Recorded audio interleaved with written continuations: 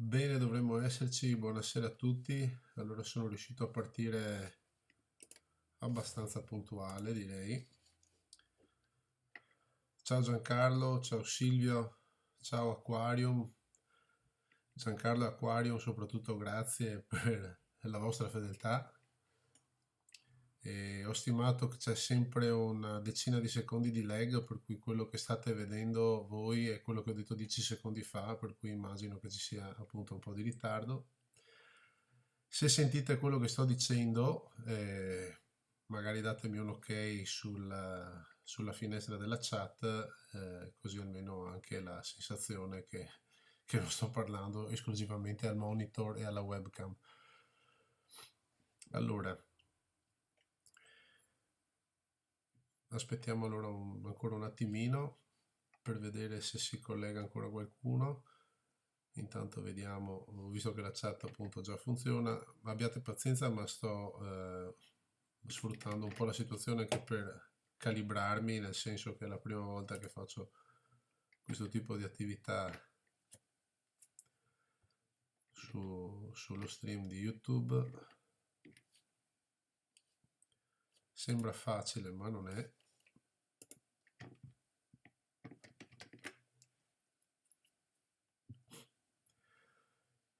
Benissimo.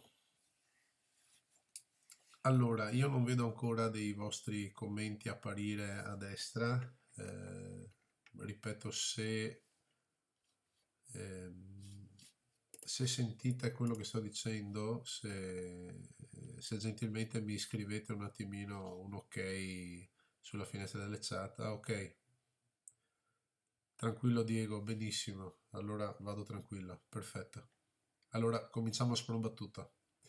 Io vado avanti, perfetto, perfetto, grazie mille allora. Grazie mille perché vuol dire che siamo in bolla, come diciamo qui a Venezia.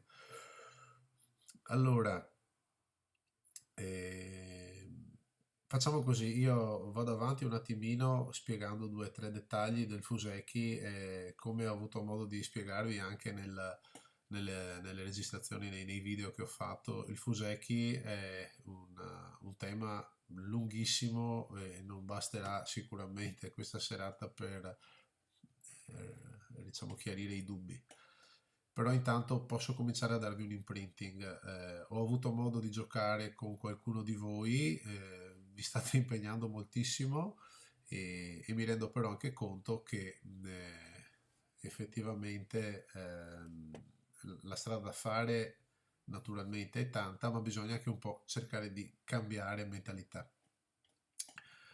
Per cui vi consiglio a tutti, soprattutto a quelli che hanno giocato con me e che ho visto un pochettino di che pasta sono fatti, di cominciare a staccarsi un po' dal concetto del 9x9, del 13x13, che sono sicuramente degli ottimi strumenti per cominciare a masticare il gioco, però vi posso assicurare che giocare su 9x9 e giocare su 13x13 è un altro gioco, cioè è sempre Go perché valgono le stesse regole, c'è la cattura, c'è il territorio e quant'altro, ma è un altro gioco, cioè tutte le lezioni che abbiamo fatto anche su Kageyama, per esempio, sono lezioni che vedono il loro massimo splendore quando si gioca sul 19x19. Per cui, bando alle ciance, andiamo subito sul vivo. Allora, non so se qualcuno di voi l'ha già fatto, sul link che vedete giù in descrizione del live c'è un link appunto per scaricare un filetto di qualche K in cui sono racchiusi 1850 aperture, cioè cioè prime 50 mosse di 1850 partite di professionisti. Allora, guardarle tutte sarebbe oltre che lungo anche infruttuoso perché c'è veramente tanta carne al fuoco. Andremo semplicemente poi ad analizzare la fase finale di tutti i Fuseki. Allora, cos'è il Fuseki? Il Fuseki abbiamo detto è la prima parte, l'apertura delle partite, generalmente le prime 25 mosse, dove non è un dogma queste 25 mosse, possono essere 30 come possono essere 50. Si può sintetizzare il Fuseki con questo enunciato. la parte iniziale della partita dove ogni giocatore va a prendersi generalmente i 4 angoli e poi tutto quello che si fa intorno a questi angoli. Questa è un'apertura che sto facendo abbastanza, diciamo,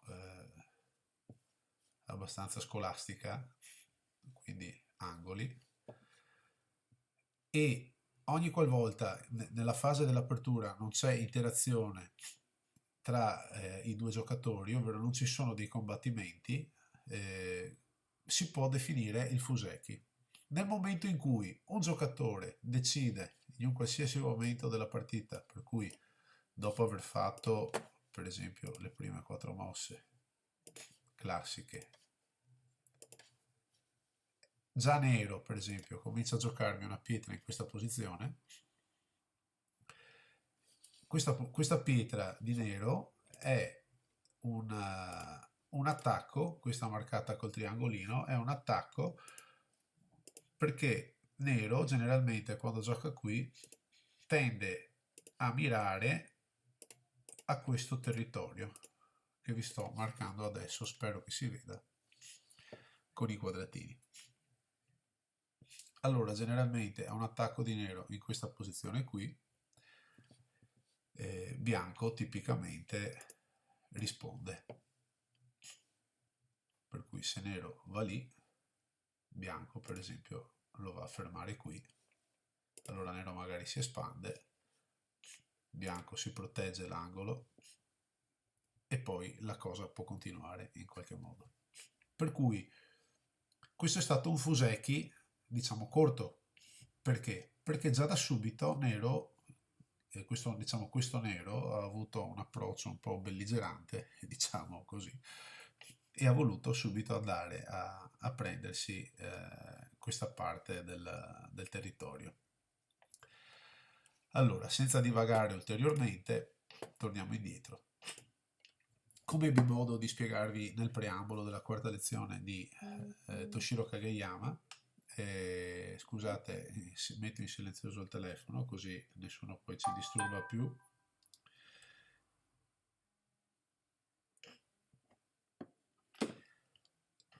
Come vi dicevo, il fuseki si è fatto per molti secoli in un modo. Perché?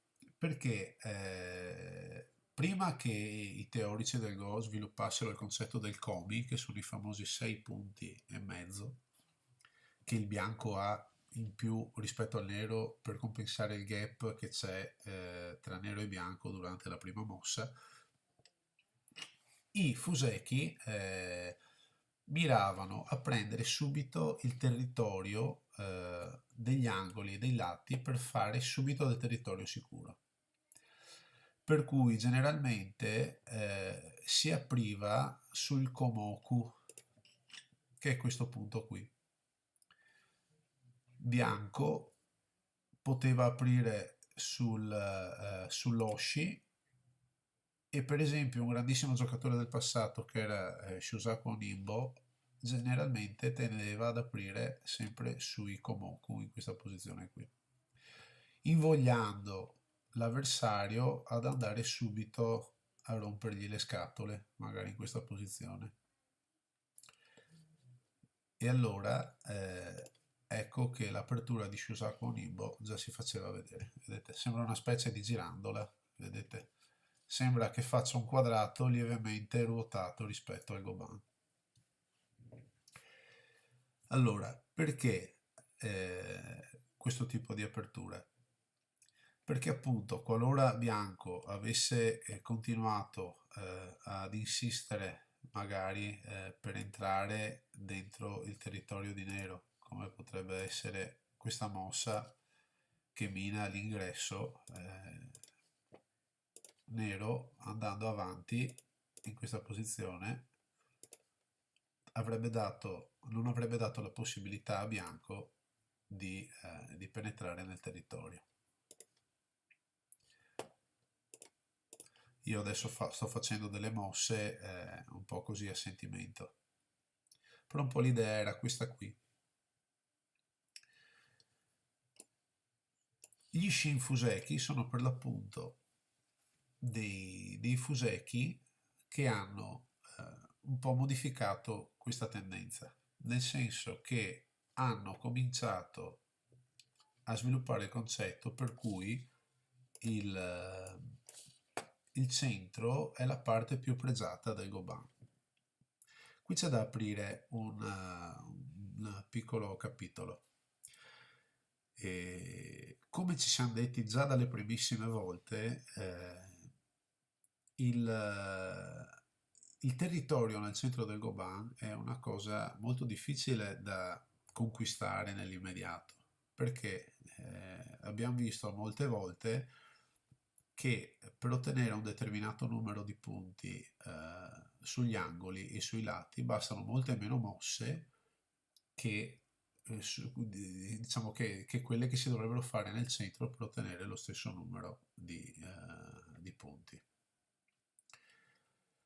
Però qual è il ragionamento che io vi invito a fare nelle aperture? Allora, il ragionamento deve nascere intanto da un disegno nel senso figurato del termine, per cui un disegno su come vorrete portare avanti la partita. Allora, intanto mi fermo un attimino, vediamo Aquarium ha già una domandina da farmi. Quindi Aquarium mi dice: ha notato in una partita che lavorando al centro poi non sapevo più come farmi gli angoli. Certamente. Beh, diciamo che questa tua domanda va un po' ad anticipare il concetto che stavo spiegando, cara Aquarium. Eh, Perché per l'appunto, se noi lavoriamo già, allora non so se tu questa cosa che hai vissuto l'hai vissuta su un 19x19, un 13x13 oppure un 9x9. Faccio l'esempio col 19x19 per farti e farvi capire un po' la differenza. Un 13x13, ok, ok. Beh, già, dai, un 13x13 comincia già a essere una cosa che si può paragonare al 19x19. Nel senso che se tu cominci, sto parlando ad Aquario, ma parlo con tutti, e penso che possa essere interessante perché questo in effetti è un ottimo spunto. Poniamo che tu fossi il nero, no? Facciamo un'apertura, diciamo per assurdo, chiamiamola così. Allora, nero apre lì, bianco va lì, nero va lì, bianco va lì, nero va lì, bianco va lì. Scusa, quindi qui e qui. Ok, cosa vediamo qui? Vediamo che bianco ha già piantato i paletti per fare del territorio sui lati e sugli angoli. E nero ha piantato dei paletti per farsi un territorio nel centro che è sicuramente inferiore a quello che sta facendo bianco qui. E se la partita dovesse continuare così, probabilmente nero farebbe molta fatica perché bianco si avvantaggia molto ai lati e agli angoli. Ed ecco il problema che probabilmente Aquarium hai avuto tu, cioè tu ti sei concentrata, la tua attenzione è andata verso il centro senza badare a quello che il tuo avversario stava facendo ai lati e agli angoli. Il ragionamento ed il disegno di cui parlavo all'inizio invece sta proprio in questo, nel senso che noi dobbiamo cominciare sempre dagli angoli, ok? Perché? Perché se noi facciamo delle aperture un po', passatemi il termine, osè, cioè cerchiamo di dare diciamo, la sensazione al nostro avversario di volerci far invadere, ok? Per cui vi faccio un esempio, un'apertura sull'Oshi come questa, che adesso si fa moltissimo e poi ne vedremo, anche i professionisti ne fanno moltissime, le aperture sull'Oshi si prestano tipicamente a degli approcci da parte di bianco e anche da parte di nero. Per cui adesso abbiamo visto, ha giocato nero, bianco, tocca di nuovo nero. Nero c'è il sente. L'approccio che tipicamente si fa ed è un Joseki famosissimo, ve lo faccio vedere, è questo qui. Quindi nero va lì, bianco estende, nero penetra, bianco difende, nero estende e bianco estende. Ecco, questo è un Joseki, è famosissimo. Molti di voi non sanno ancora che cos'è un Joseki, ma è un tema veramente caldo che mi sto tenendo in serbo per spiegarvelo più avanti. Magari non so se c'è qualche spettatore che già conosce i Joseki e sa di cosa sto parlando. Però questa sequenza di mosse prestabilita, perché viene fatta in questo modo? Allora, Giancarlo, scusate, perché non posso bloccare subito nero? Beh, certo che puoi bloccare subito nero. Per Baco lo puoi fare sicuramente. Se tu decidi di bloccare però subito nero, sai che ti stai esponendo in due maniere. Allora, una maniera più, chiamiamola così, filosofica. Se tu stai facendo una partita dal vivo, magari in un torneo, magari anche amichevole, ma soprattutto con una persona che non conosci, se tu blocchi subito una pietra di prepotenza, per cui facciamo un esempio, torno indietro di qualche mossa, prova Giancarlo a dirmi, ok, a questa mossa qui, dimmi le coordinate, dove giocheresti tu?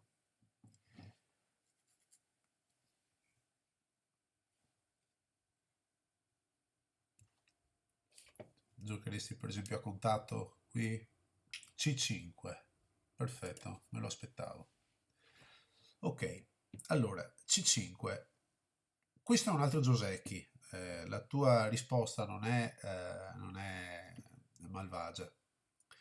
Allora, come dicevo prima, un giocatore che mi risponde in questo modo, per quella che è la mia esperienza, mi sta dicendo, attenzione che io sono un giocatore belligerante, cioè sono un giocatore che la butta subito in baruffa, per così dire,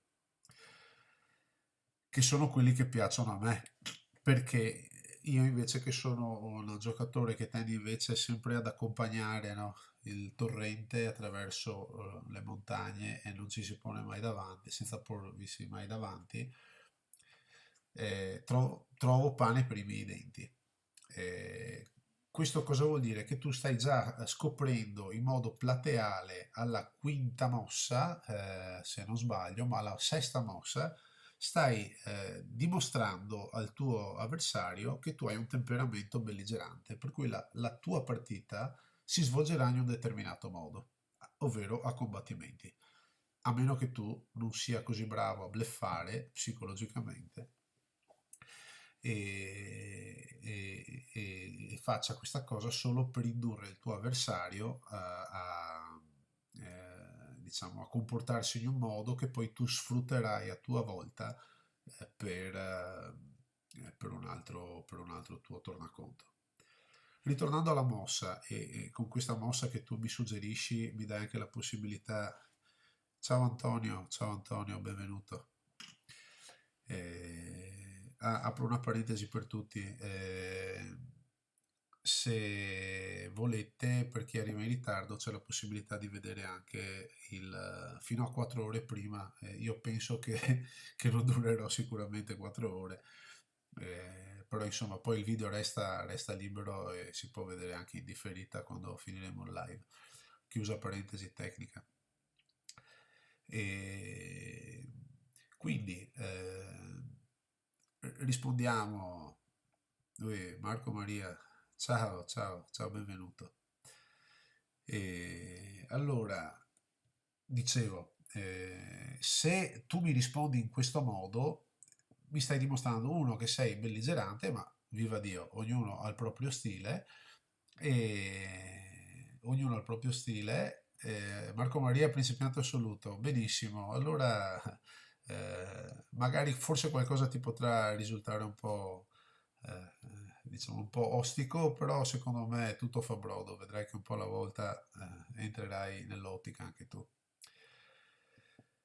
Scusa, allora dicevamo, mi dimostri che sei un belligerante e diciamo, mi stai anche dimostrando che hai ancora un approccio molto legato alla difesa strenua del tuo territorio.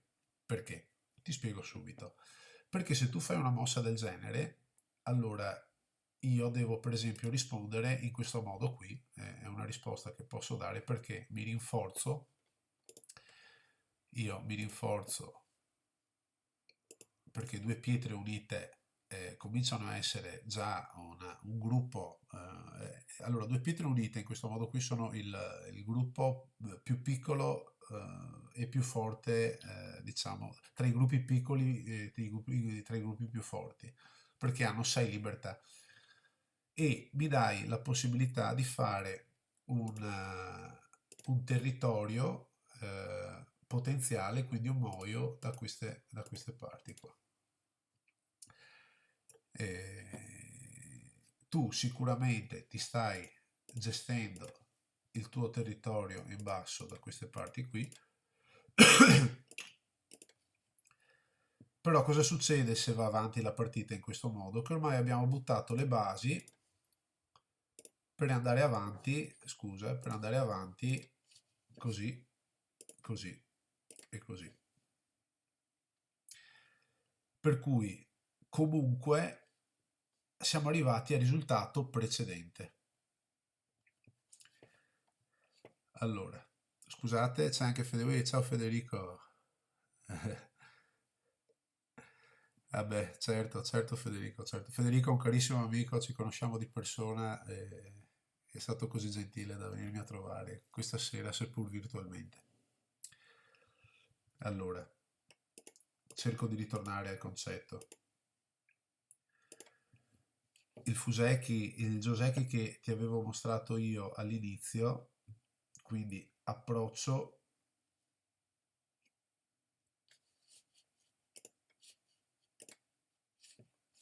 questa è la risposta che mi avevi dato tu, ok?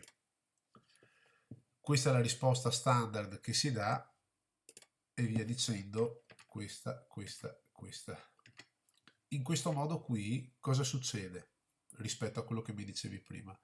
Che bianco sicuramente ha sacrificato il suo angolo in questa posizione, però ha cominciato a creare influenza verso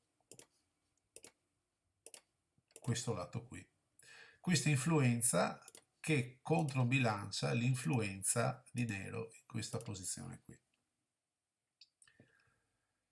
Quindi diciamo che al costo di qualche punticino nell'angolo sono però riuscito a mantenere un relativo equilibrio tra le forze di bianco e le forze di nero. Questo è un tema più legato ai Joseki che al Fuseki, ok? Però c'entra, nel senso che i Joseki, che sono appunto delle mosse prestabilite che hanno diciamo, la caratteristica di essere già state giocate talmente tante volte che sono diventate un po' degli standard. Come dice il maestro Kageyama nel suo capitolo di Joseki, che vedremo più avanti, dice tanti Joseki sono stati inventati e tanti Joseki devono ancora essere inventati, nel senso che non c'è un Joseki che dice ok, questo è il Joseki che fa per me e lo userò sempre, perché bisogna sempre adattarlo alla partita. Però essendo i Joseki delle situazioni d'angolo, tipicamente, e essendo i Fuseki la prima parte della partita dove gli angoli sono ancora liberi, Joseki e Fuseki un po' si fondono, ok? E se noi avessimo fatto un'apertura come quella che suggeriva prima, se non ricordo male, Giancarlo C5, esatto, e cosa succede? Che noi alla fine, per esempio, dopo un'apertura del genere, avremmo probabilmente mantenuto lo stesso l'approccio dell'influenza verso il centro in questa parte qui. Però in questa situazione particolare abbiamo nero che ha già un vantaggio di una pietra qui e tutto il muro che si sta cominciando a fare qui, e c'è un grossissimo vantaggio di nero rispetto a bianco, perché bianco ha solo come moio questa fascia qui a basso, mentre nero comincia ad avere una fascia con ben 3 linee di punteggio qui e 3 linee di punteggio qui. Ecco, spero Giancarlo di averti risposto. Mi rendo conto che sto mettendo tanta carne al fuoco e che sono argomenti che prima di arrivarci bisogna un po' interiorizzare, però il concetto che mi interessava farvi avere e che vi passasse fosse proprio quello del, diciamo, disegno che si deve avere fin dall'inizio. Allora, Acquario cosa mi chiede? Allora, ma perché? Ma anche B6 può influenzare estendendosi. C6, scusa. Ok, allora vediamo, andiamo avanti un attimino. Quindi abbiamo detto, quindi, tac, scusa, qui, approccio di nero.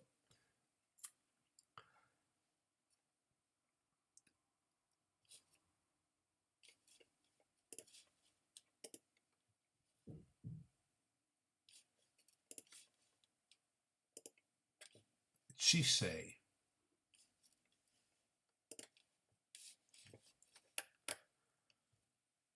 No, B6, scusa, mi dice. Quindi, qui. Ok. Allora, questa posizione è una posizione, anche se vicino all'angolo, è una posizione abbastanza scomoda, cara Aquarium, e ti spiego anche perché. Lo spiego naturalmente a tutti. È una posizione un po' scomoda, perché intanto è una posizione che mi lascia scoperto questo incrocio qui. Per cui una mossa, per esempio, di nero, non necessariamente in questo punto qui, perché qui nero può essere tagliato, vedete? Nero può a sua volta tagliare bianco qui, e qui magari bianco può fare un anè a questa pietra che può scappare e andare su. C'è sempre la possibilità, in poche parole, che nero possa tagliare bianco. Bianco qui sarebbe costretto a venire qui. Queste mosse che sto facendo le sto facendo un po' pensando a voce alta. Qui cosa abbiamo allora? Taglio in seconda linea, ricordate il maledettissimo taglio? Allora cosa può fare bianco? Se va qui, mette in Atari, nero va lì, costringe bianco a catturare, nero va qui, bianco può fare un anè, nero va qui, bianco va su, nero esce con un keima, probabilmente non ho dato le risposte corrette a tutte le mosse, perché qui bianco può venire su e qui in effetti bianco comincerebbe a creare influenza. Per cui con questo doppio anè, probabilmente nero venendo qui costringerebbe bianco a proteggersi di qua, oppure qui, qui nero potrebbe entrare e dare a bianco la necessità di difendersi.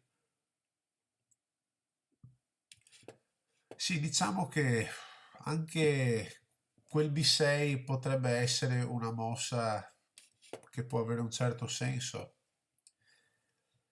Però qual è il discorso? Che è una mossa che volge la sua attenzione immediata nel controllo forsennato dell'angolo.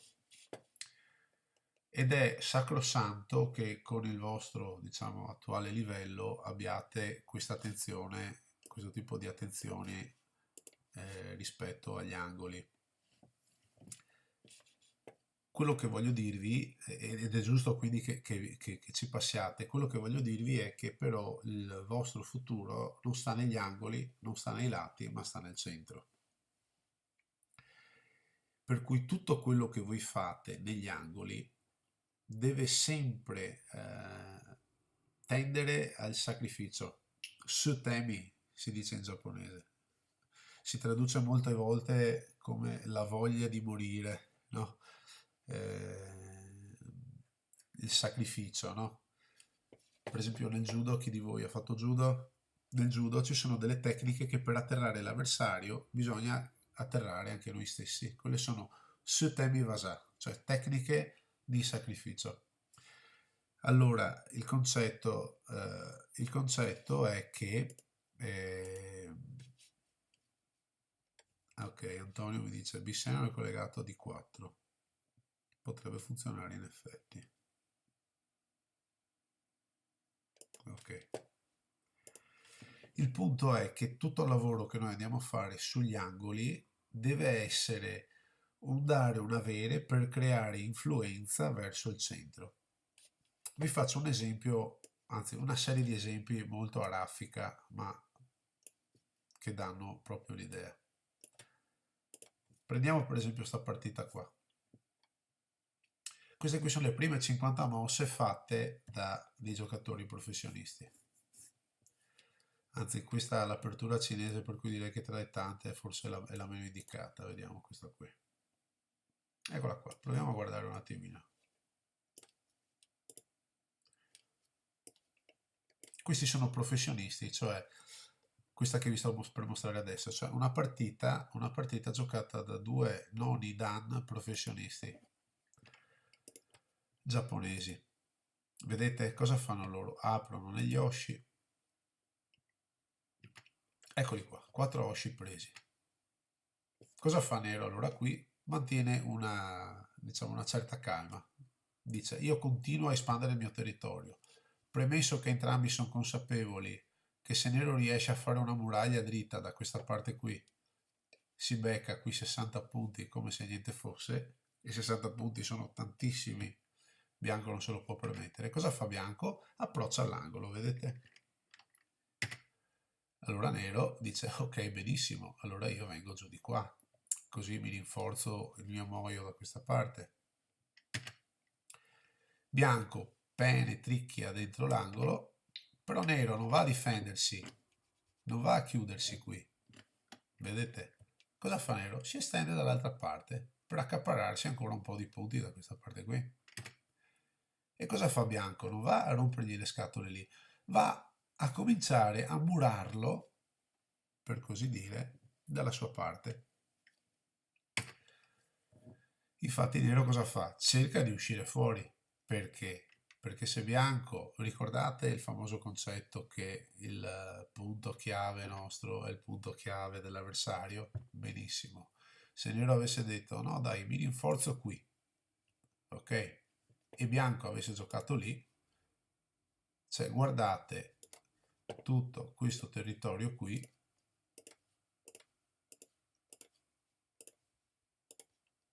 sarebbe sotto l'influenza mastodontica di questa muraglia di pietre. Anche se Nero venisse a fare una mossa da queste parti, probabilmente Bianco, visto che sono due professionisti, riuscirebbe a lavorarselo in modo che lui non riesca a fare i due occhi. Ritorniamo quindi un attimo alla nostra partita. Bianco gioca lì, Nero esce. Bianco cerca già qui, vedete, di distruggere la sfera di influenza di Nero. Nero qui, dovendo proteggere, decide di proteggere il lato su cui è più debole, perché lì c'è solo una pietra. Vedete Bianco cosa fa? Unisce subito, immediatamente, le due pietre. Nero protegge perché qui comincia ad avere un bel po' di punti sull'angolo, qui vale la pena di proteggere. Bianco cerca di creare una base e Nero si protegge l'angolo, il territorio da quella parte lì. Eccole là subito le due pietre unite. Nero fa un anè, Bianco sfugge, doppio anè di Nero. Bianco cerca di scappare via di là perché a questo punto Bianco vuole cercare di aumentare il suo territorio qui dentro, ma non per far punti, bensì per avere dello spazio su cui fare poi due occhi. Ecco che Nero lo blocca. Ah, cosa vuol dire a me? Adesso te lo spiego. Allora faccio un attimo una piccola parentesi qui. Ok. Se io gioco a contatto, l'orecchia. Ah, lo accerchia, scusa, ho letto l'orecchia. Lo accerchia. L'anè è una mossa avvolgente, eccola qua. Quando si insegna ai bambini si dice le orecchie del topolino, vedete? La testa e le due orecchie.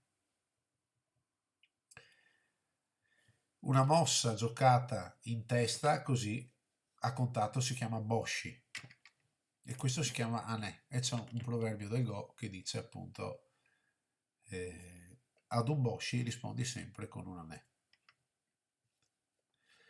Io dico anè, si scrive H-A-N-E, Hane, Hane, ok?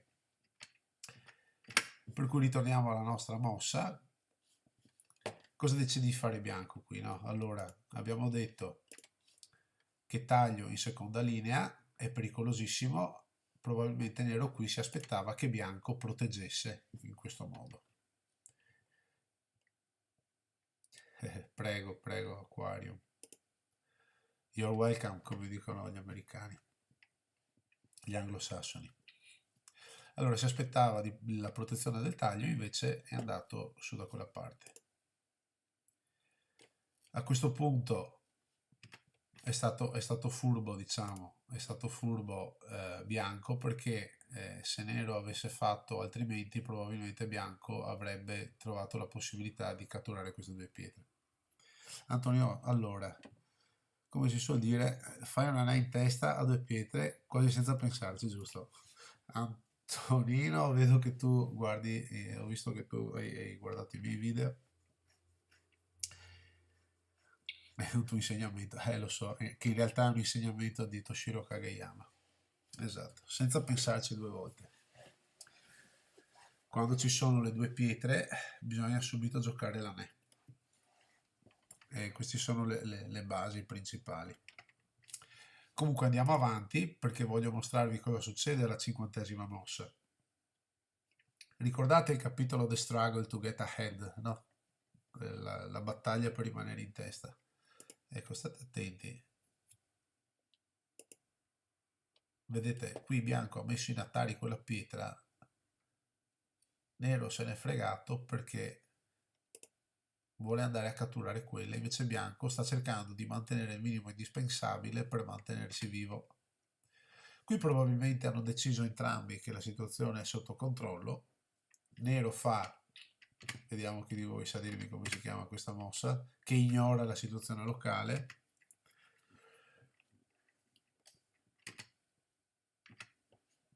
È il tenuki, ok?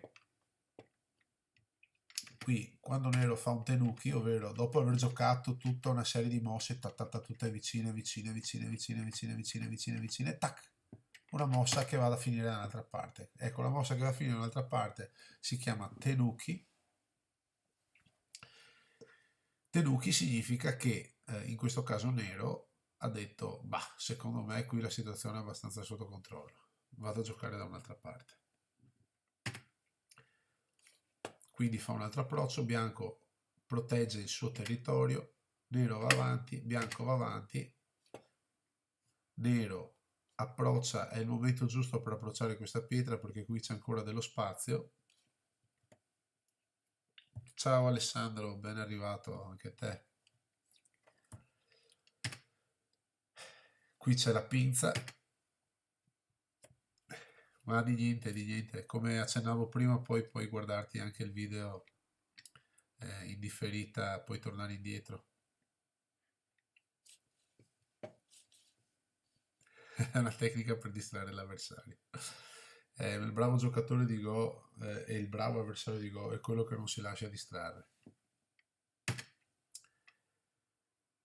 Comunque qui senza entrare troppo nel dettaglio del Fuseki, quello che voglio spiegarvi è che tutte le mosse che sono state fatte sì, eccoci qua, siamo alla mossa 50, sono state fatte sì per cercare di mantenere quanto più possibile il territorio agli angoli e ai lati, ma soprattutto ogni mossa è stata fatta per aggiudicarsi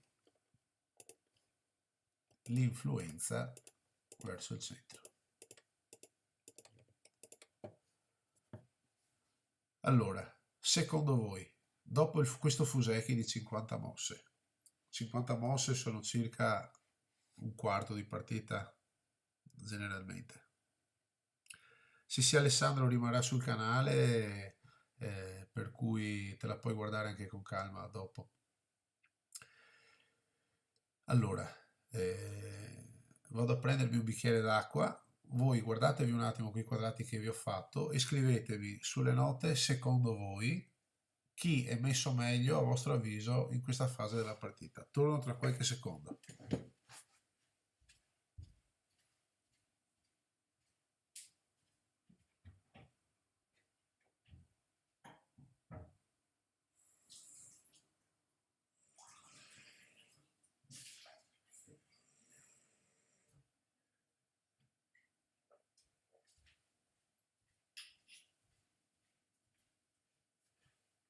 Eccomi qua. Allora, Antonino, il nero ha molta più influenza verso il centro, dice.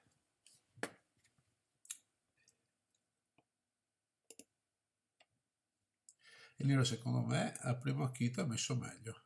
Secondo me bianco, perché lui ha lavorato agli angoli. Ah. Allora, adesso tocca nero. Vi faccio un po' di domande prima di darvi la mia visione, che è quella di un ottavo Q, ragazzi. Vi renderete conto che arrivare all'ottavo Q è relativamente semplice, per cui io cerco solo così di darvi la mia visione del gioco. Anzi, mi auguro che qualcuno di voi mi superi più presto, così poi sarà lui a prendere il mio posto. Io sarò ben felice di accettare i consigli. Guardate queste due pietre che sto marcando qui con i triangoli. Adesso tocca nero. Quelle due pietre lì sono vive, sono morte, hanno la possibilità di salvarsi, secondo voi?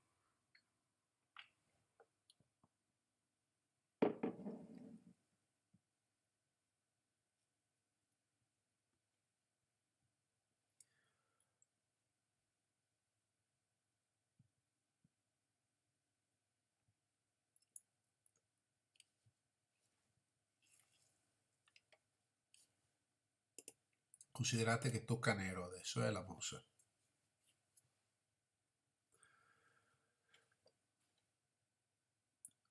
Sono vive. Sono in una brutta posizione le nere.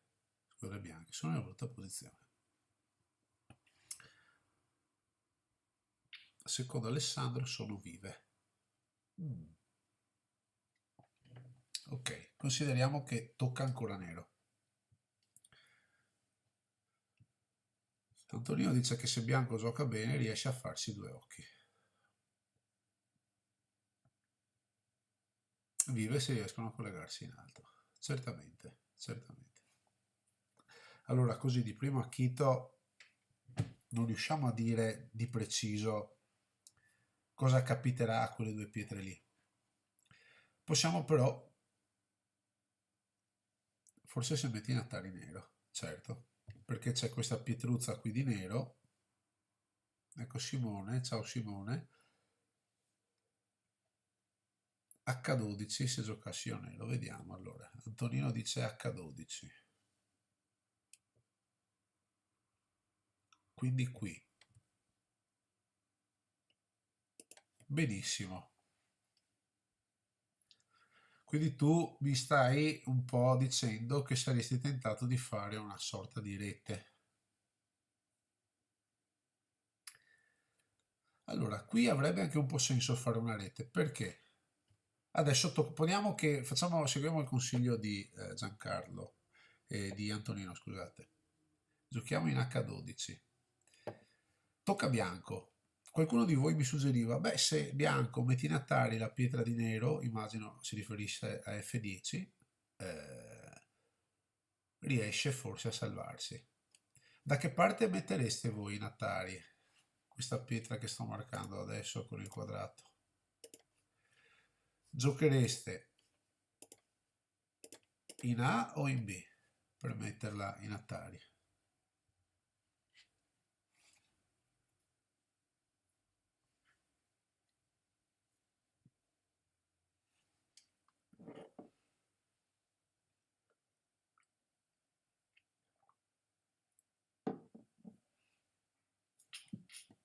Marco Maria Ferrari dice A. Giancarlo A. Tanto se bianco fa Atari, nero scappa. Oh. A secondo me. Ok. Benissimo. Allora mi sembra di capire che c'è una in A e scala a perdere. Bravo Antonino. Bravo Antonino. Riguardatevi il primo capitolo di Kageyama, allora, amici miei, perché se giocate in A, come suggerisce il buon Antonino, attenzione, tac, tac, tac.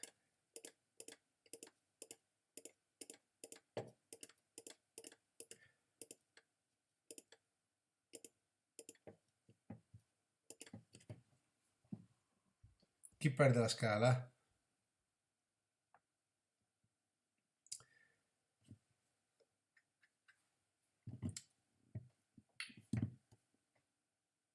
Vedete, qui bianco deve proteggersi e qui nero fa quello che vuole.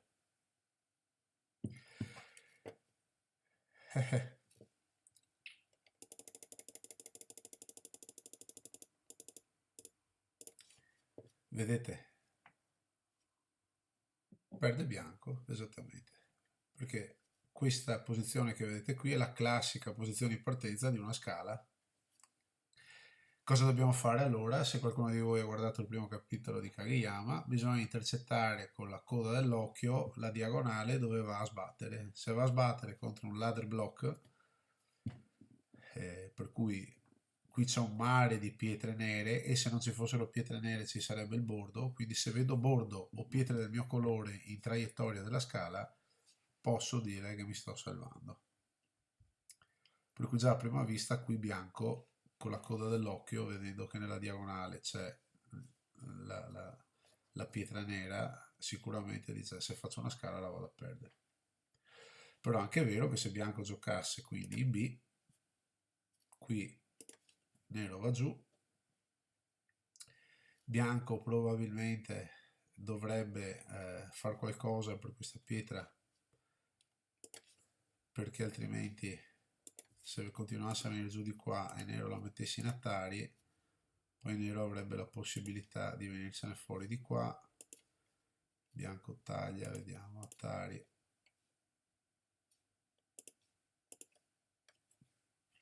no, quella sarebbe una brutta mossa, potrebbe anche farla, ma semplicemente qui nero basta che venga giù. Visto che sono due professionisti, difficilmente queste pietre di bianco riuscirebbero con buona probabilità a salvarsi. Tanto più che c'è questa pietra che mi ha giocato prima Antonino.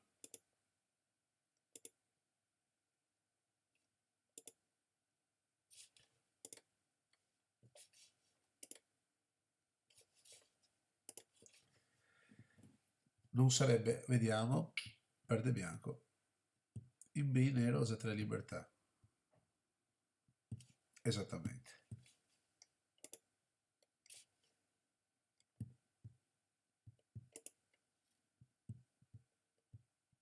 Bianco ha già 3 libertà. Nero va giù dritto, esattamente. Allora, io piuttosto quindi, Antonino, di fare questa mossa per cui creare una rete debole,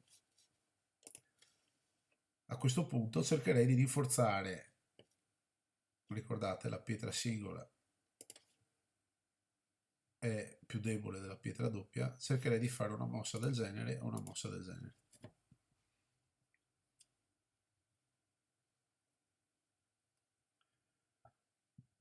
E bianco, esattamente Antonino. Bianco sarebbe in un cerchio di nero. Esattamente. Come ha giustamente notato Antonino, fate attenzione, prendete già quindi le pietre di nero e guardate sui triangoli che sto per disegnare io, tutto quello che è circoscritto da nero è potenzialmente territorio di nero. All'interno di questo territorio bianco farebbe fatica a vivere e farebbe fatica, diciamo, anche ad invadere.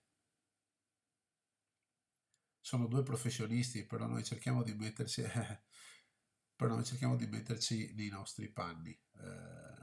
Se noi alla fine di un Fusei che abbiamo ottenuto un risultato del genere siamo nero, dobbiamo essere contenti. Allora, io però non capisco, bianco è esteso sul territorio sul lato sinistro. Certamente, certamente. Però vediamo, il programmino qui mi dà la possibilità di fare uno stima punteggio. Ecco, voi non lo vedete,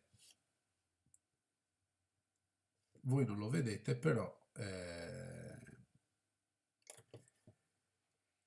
mi sta stimando il programmino che per come stanno le cose adesso, il nero sta vincendo di 15 punti. Perché? Perché mi considera di fatto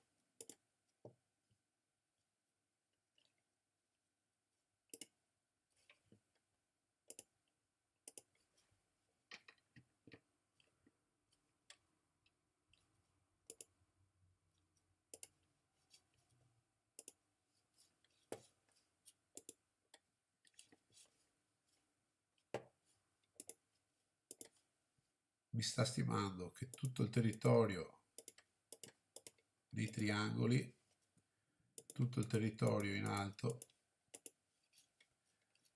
e tutto questo territorio qui è di bianco. È comunque meno di tutto il territorio che ha nero nel centro e nel basso. È una stima per cui il gioco può sicuramente cambiare. Soprattutto perché stiamo parlando di due giocatori professionisti. Il ragionamento è di non farvi fuorviare dai punti che potete racimolare sui lati e sugli angoli rispetto a quello che potete fare in centro.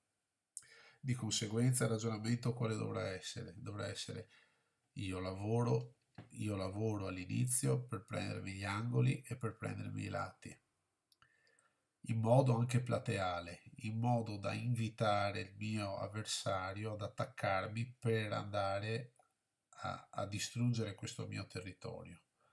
Ma nel difendermi non devo difendermi per andarmi a prendere il territorio, ma devo difendermi per andare a prendere il centro.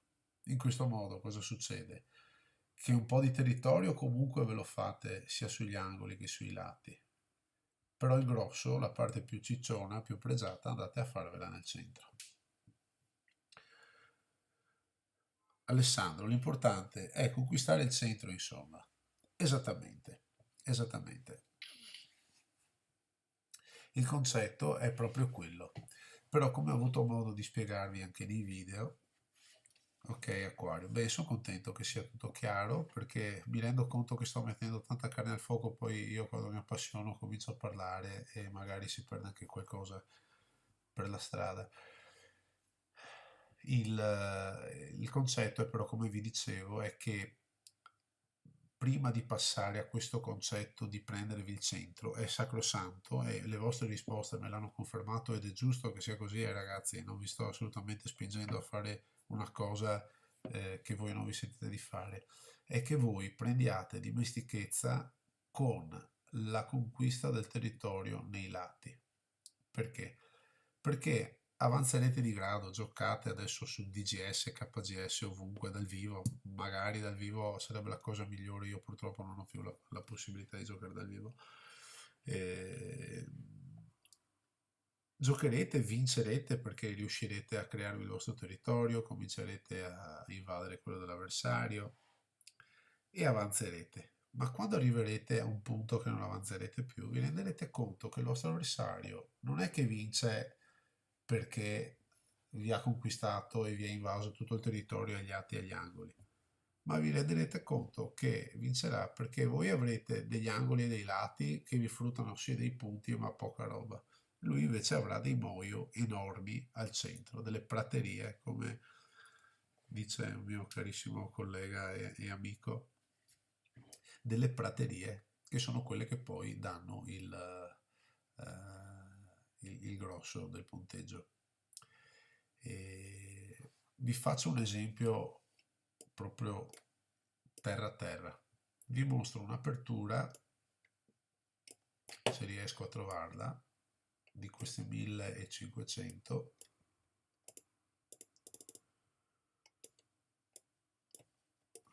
Eccole qua.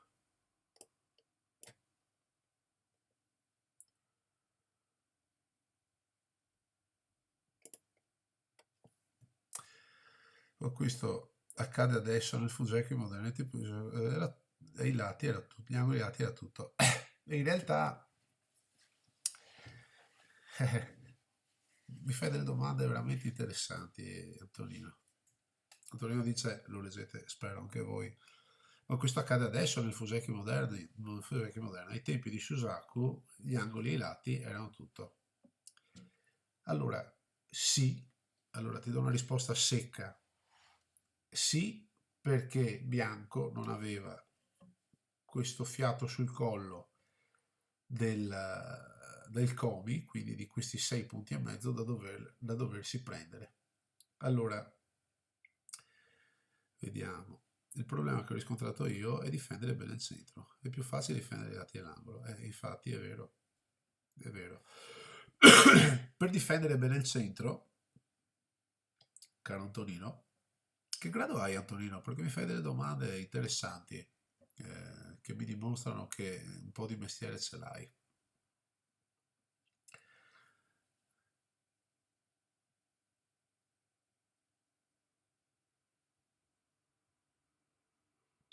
Grazie Giancarlo, grazie Giancarlo, sei anche tu con la bambina, ti capisco, grazie veramente. Grazie dell'attenzione, sì, adesso andiamo avanti ancora un po', poi comunque puoi vedere la fine, poi farò i video, caricherò i video come vi avevo già promesso, quello di Kageyama. Mi date molta soddisfazione ragazzi. Buonanotte Giancarlo, grazie. Allora, forse avete già specificato, ma quindi questo programma ti mostra aperture di giocatori professionisti in parte storiche. E, no, beh, allora l'editor che sto usando è l'editor di KGS, lo scaricate gratuitamente sul sito di gokgs.com ed è l'interfaccia che serve anche poi per giocare nel server di KGS. Però è un potentissimo editor per vedere anche le partite. Quelle che vi sto mostrando qui è un file SGF che potete scaricare nei commenti che ci sono scritti sotto e questo racchiude appunto le prime 50 mosse delle 1850 partite più importanti giocate nell'ultimo decennio dai professionisti. Ce n'è per i beati Paoli da studiare qui, per cui non preoccuparti. No, quello che volevo anche un po' per chiudere tutta la chiacchierata è che per esempio in Cina, dove il gioco è comunque molto sviluppato,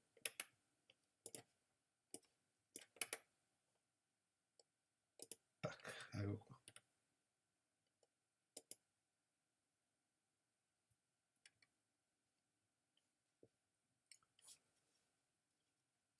Ah, 16° Q su OGS. Complimenti, dai, 16° Q, un bel grado. 16° Q cominci a effettivamente a farti domande esistenziali come quella che mi hai appena detto adesso.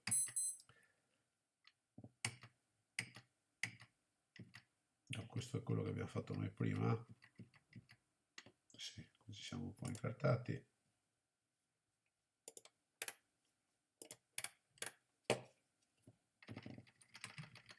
Eccola qua. Guardate questa apertura per farvi un esempio. Di niente, grazie a te per la fiducia. Guardate, come vi accennavo sui video che ho fatto, per me la soddisfazione più grande è avere persone così come voi che mi seguono, questa sorta diciamo di opera di evangelizzazione che sto facendo eh, è dovuto più a una cosa mia che mi sono reso conto anche in altre discipline. Se tu insegni qualcosa a qualcun altro, devi prima saperla bene tu, per cui il fatto di insegnarla, partendo dal presupposto che non vuoi raccontare bagianate alle altre persone, ti spinge a concentrarti un po' di più. Ho trovato questa valvola di sfogo che è YouTube e devo dire la verità che per quelle che sono le mie velleità non è che miro a monetizzare i video di YouTube, ma ho avuto il riscontro appunto di carissimi voi che mi seguite. Allora, guardate questa apertura. Questa è un'apertura di un professionista cinese. Ok, infatti questa si chiama apertura cinese. Guardate come mi va ad aprire, adesso che magari avete già cominciato a masticare il gioco. Guardate come mi va ad aprire questo giocatore. Il nero, attenzione. Allora, nero mi fa quella mossa. Bianco dice, boh, giochiamo sull'angolo. Guardate cosa mi fa. Seconda mossa gioca già sul Tengen, ok? Che è il punto più difficile del Goban. Bianco prosegue negli angoli. Pam! Guardate che apertura. Cioè lui cosa mi sta dicendo? Lui mi sta dicendo il centro è mio. Cioè qui me la sta proprio scrivendo con la penna stilografica. Mi sta scrivendo il centro è mio.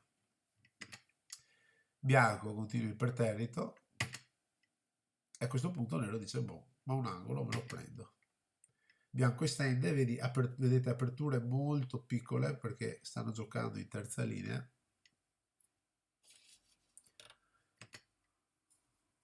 Nero qui può permettersi questi approcci perché dietro le spalle c'ha le sue pietre, per cui se anche bianco dovesse cominciare ad attaccarlo in qualche posizione, nero se ne può sempre scappare tin, tin, e andare ad attaccarsi, oppure con un keima tac, e un altro keima da queste parti qui. Qui bianco va su, stesso discorso, vedete, nero qui può attaccare e approcciare le pietre perché c'ha dietro le spalle le sue pietre. Bianco scappa, nero approccia, nero prosegue verso il centro. Qui bianco hanno usato che nero comincia ad avere un'influenza importante verso il centro. Nero protegge, bianco va verso il centro. Qui bianco protegge adesso. Vedete? Io vado avanti a sprombattuto. Questi sono dei combattimenti veri e propri, dove solo loro sanno cosa hanno in mente di fare, ma noi guardiamo il risultato finale.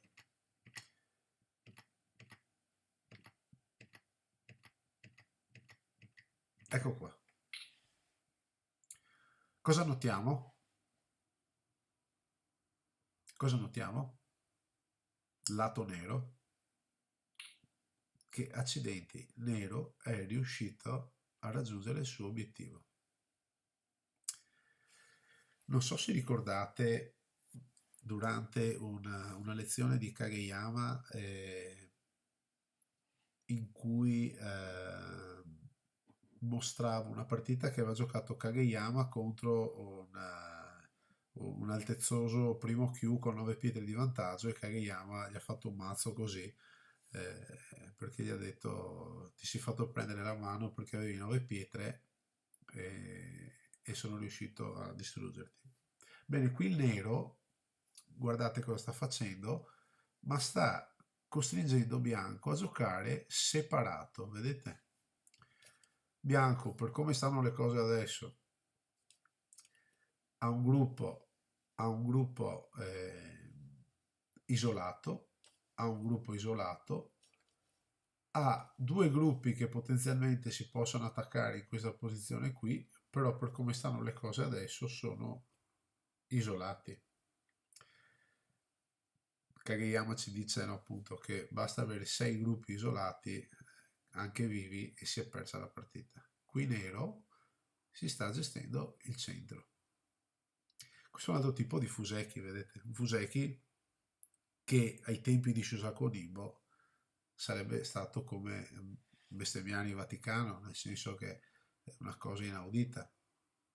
Per ritornare un po' a un concetto filosofico, e poi vado anche a chiudere perché è già un'oretta che siamo qui davanti, per l'amor di Dio ancora un po' di tempo ce l'avrei, però non vorrei neanche buttare troppa carne al fuoco, essendo la prima lezione, la prima così chiacchierata live con voi. E, allora aspetta, intanto vediamo che un po' di domande. La prima mossa di nero è folle, ma sul Tengen è il top.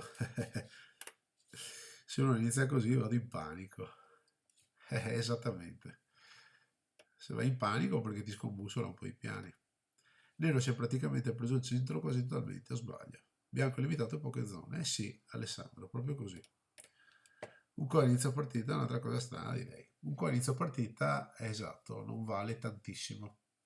Certo che alla 50ª mossa siamo già verso la fine del Fuseki e l'inizio al medio gioco, per cui già qui il fatto di vincere questo co, vediamo, qui ci sono questi co, se nero dovesse vincere il co,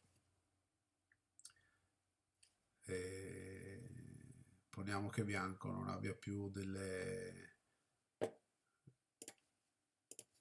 si va con bianco, si connette, nero vince lì, questa è una scala a perdere, a vincere per bianco, a vincere per nero, a perdere per bianco.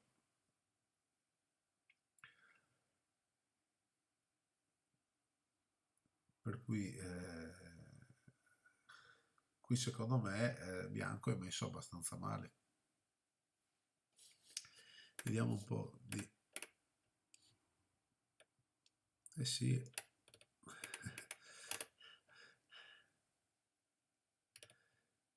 Ale è un grande, eh sì, perché ci state arrivando da soli, che è la cosa migliore. Marco Maria Ferrari, scusa domanda da principiante assoluto, un po' fuori tema. Ci sono osservazioni interessanti che si possono fare su quella specie di doppio co in alto?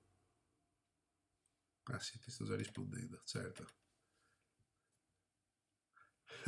Esatto, sono i 30 gradi di 30 secondi di ritardo. Esatto. Allora, sì, dicevo, il doppio co a questo punto può essere già un co su cui si può lavorare, nel senso che a 50 mosse si presuppone che entrambi abbiano già qualche scheletro nell'armadio, ovvero qualche mossa un po' debole che si può sfruttare come minaccia su cui poi far rispondere il nostro avversario. Certo che se facciamo un co dopo il Fuseki alla 10ª mossa, ovvero 5 mosse nero, 5 mosse bianco, secondo me difficilmente ci sarà qualcosa su cui poter lavorare per fare delle minacce. Per ritornare un po' alla domanda iniziale, anzi all'osservazione interessante di Antonino, che diceva, ma questo si usa oggi, ai tempi di Shusaku Nimbo era un'altra cosa. Stavo rispondendo, sì, ai tempi di Shusaku Nimbo non c'erano i 6 punti di Komi, e il Go era vissuto proprio come diciamo, giocato ad alti livelli, come un confronto tra divinità. Infatti c'è il, uno dei gradi più onorifici, più grandi che si incontrano nel Giappone ehm, è il Meijin, no? Sarebbe che è anche un titolo, tra l'altro, di uno dei tornei più blasonati. Il Meijin è quello che gli occidentali traducono come Go Saint, cioè il santo del Go, ovvero partite da un concetto, no? Il Go, come avete avuto modo di studiare, di capire, di leggere, è un gioco in cui la perfezione non è ancora stata toccata. Molti si sono esposti dicendo che forse Alpha 0, quindi AlphaGo 0, è riuscito a diventare il Go perfetto per definizione.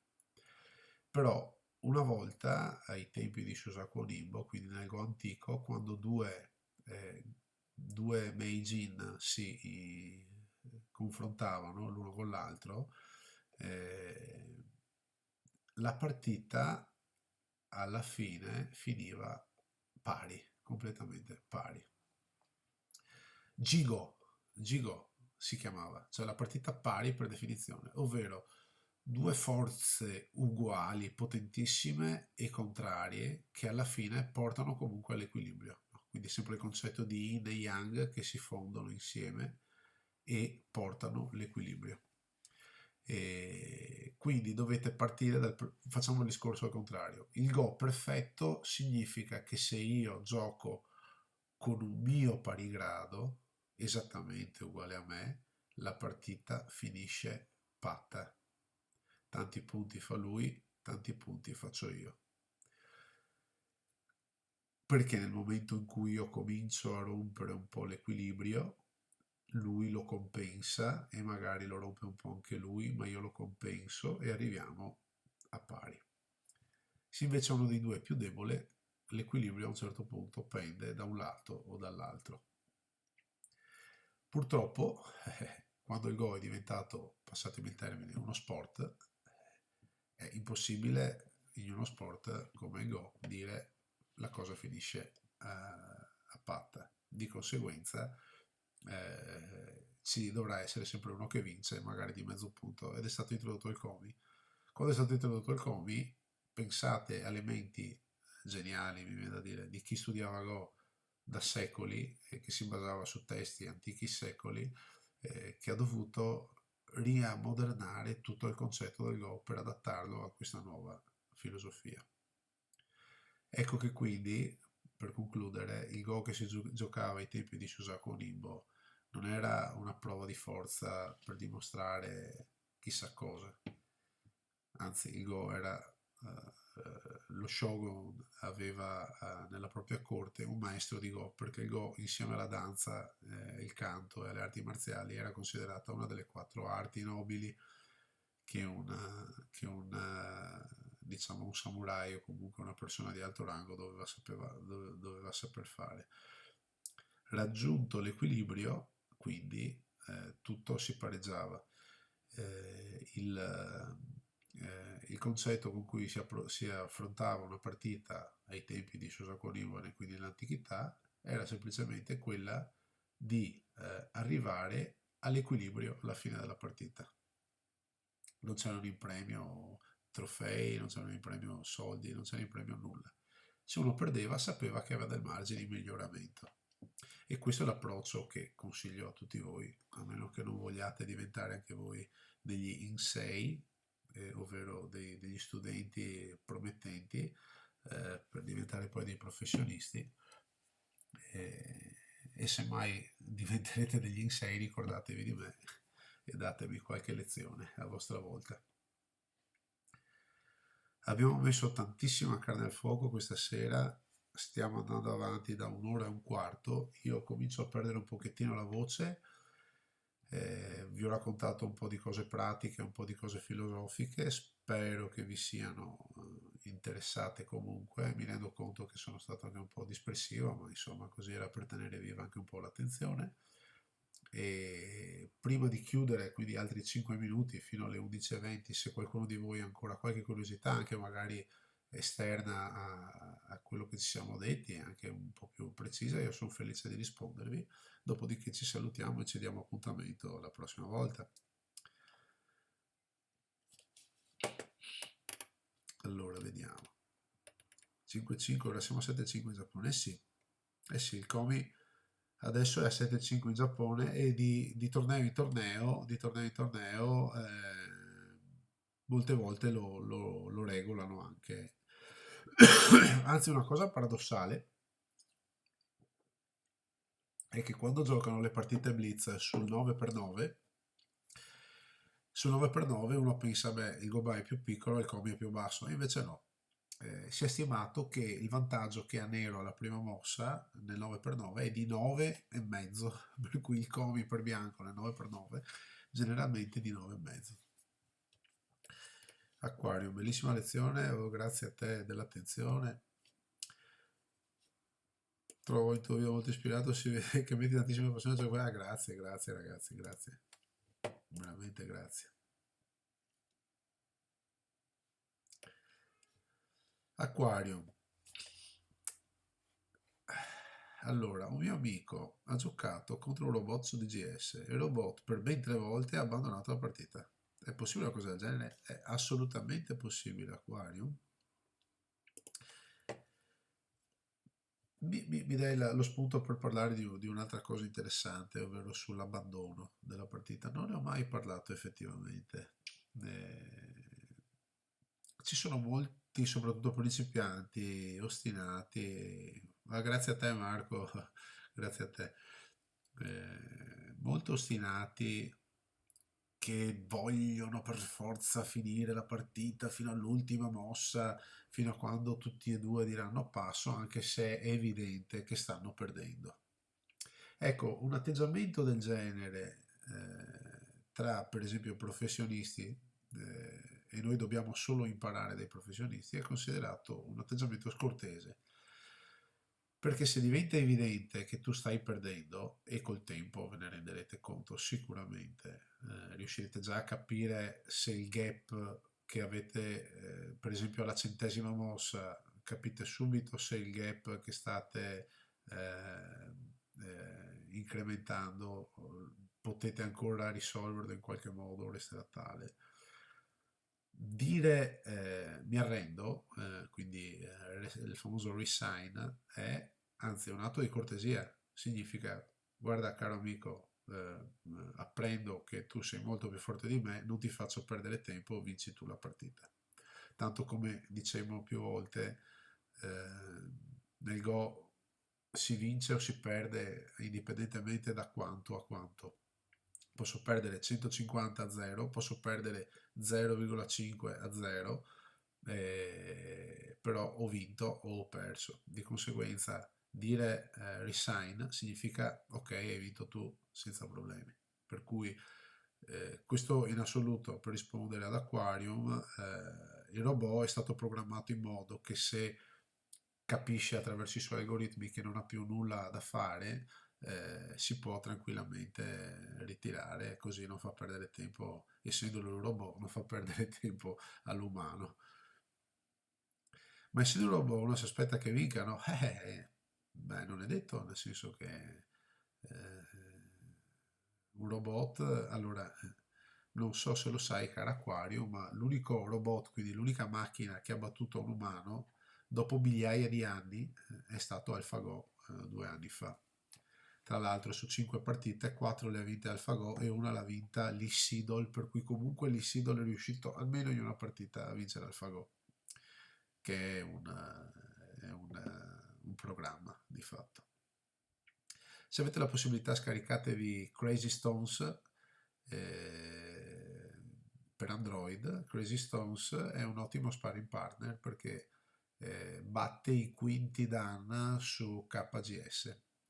Io Crazy Stone sono riuscito a battere il sesto Q, il quinto Q mi fa un mazzo tanto ed è un ottimo allenamento quando non c'è nessuno che ci può aiutare giocando con noi. Letto l'articolo sul Corriere. Se avete, avevo fatto anche un piccolo video brevissimo, se avete la possibilità di vedere Netflix, di avere Netflix, guardatevi il documentario su AlphaGo, è una figata pazzesca, ragazzi.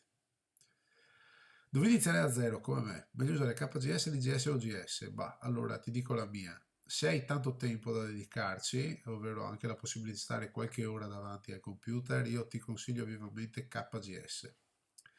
Perché KGS ti dà la possibilità di giocare partite in tempo reale e se trovi anche qualche magnanimo dall'altra parte, magari alla fine della partita ti dà anche qualche dritta e qualche consiglio.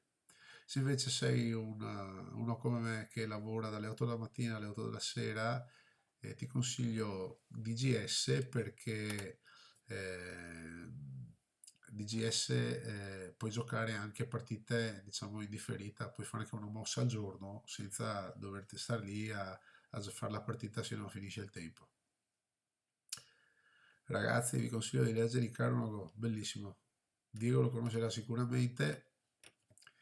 Diego ha tutta la serie completa e l'ha letta 4 volte, anche perché tutti gli schemi riportati da Hotta Yumi, che è l'autrice, sono tutti quanti degli schemi di partite realmente esistite. È molto divertente, sì, sì. Un bel manga shonen se qualcuno di voi è appassionato di manga. Come si chiama questo documentario? Beh, si chiama AlphaGo esatto. Guarda AlphaGo su Netflix, cercalo online, è eccezionale. Alessandro, ti passi un'oretta e mezza veramente divertente. Non si parla tanto di Go, di tecnicismi come quelli di cui stiamo parlando noi qui, ma si parla di intelligenza artificiale, ma ti rendi conto di cosa significa giocare a Go a un certo livello. Me ne sono reso conto anch'io. Mica Golmo che ora ho conosciuto Diego. Pazzesco, pazzesco ragazzi. Ragazzi, io veramente starei qui tutta la sera perché è un piacere chiacchierare con voi, anche se diciamo in differita e via chat, però veramente non ho più tempo. È stata una bellissima esperienza, è stato il primo live che facevo, devo dire la verità che se il pubblico è sempre quello che è, foste anche solo sempre voi, io sarei felicissimo di farlo, lo farò sicuramente anche in futuro, magari con altre tematiche da sviluppare. Magari preparatevi anche voi qualche domandina. Il prossimo video che sto cercando di preparare entro la fine delle vacanze è il quinto capitolo di Toshiro Kageyama. Si parlerà di sfere di influenza finalmente in modo aperto, così magari riuscirete anche a interpolare un po' di più quello che ci siamo detti adesso. Ciao Silvio, buonanotte anche a te. Anche Silvio è un mio carissimo amico che conosco da quando siamo bambini, lo conosco di persona, non so se ha avuto il fegato di seguirmi anche lui fino adesso perché ho cercato in mille modi di irretirlo con il Go, ma non ha mai voluto accettare. Ragazzi, veramente grazie ancora di tutto quanto, è stato un piacere, buonanotte a tutti, e al prossimo live mi inventerò sicuramente qualcosa, se avete, visto che questo video resta comunque listato su YouTube, se avete dei commenti ulteriori aggiungeteli pure sotto e se avete delle idee su delle tematiche precise da trattare sul prossimo video live, ben venga, sarò felice di svilupparlo insieme a voi. Buonanotte a tutti, cari amici del Go, come sono solito dire, e alla prossima. Ciao a tutti.